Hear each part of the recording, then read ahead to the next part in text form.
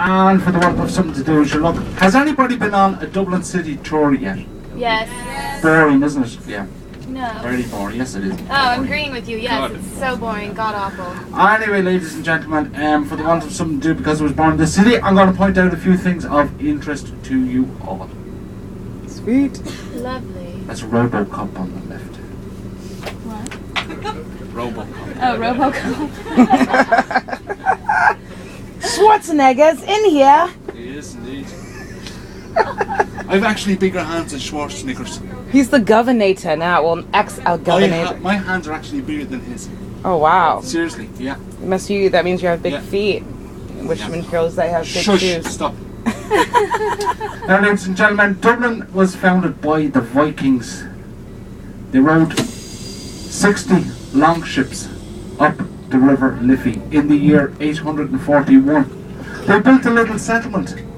They weren't going to stay here for very long, but in the words of the song, in Dublin's fair city, where the girls are so pretty, I wish, they stayed a little bit longer.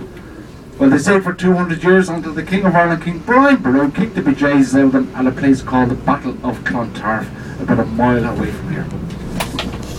So that's what happened. That's how Dublin was formed and founded and everything else. On the left-hand side is Trinity College, founded in the year 1592 by Queen Elton John of England.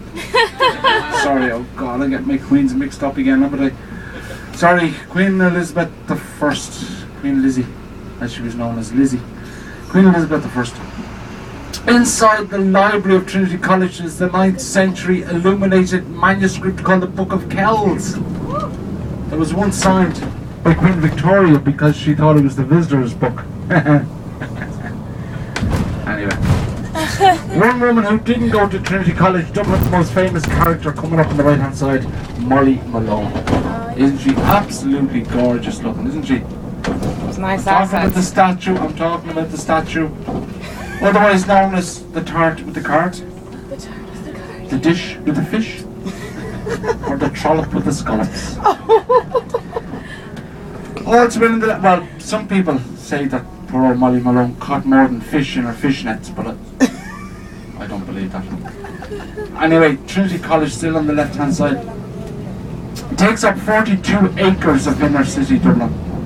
Also in the library is the 11th century Irish heart known as Brian Boru's heart. That particular heart is the national emblem of Ireland, not the shamrock. The shamrock is our national flower. The heart is the national emblem. And I am, as my mammy calls me, the national treasure. Yeah, my mammy.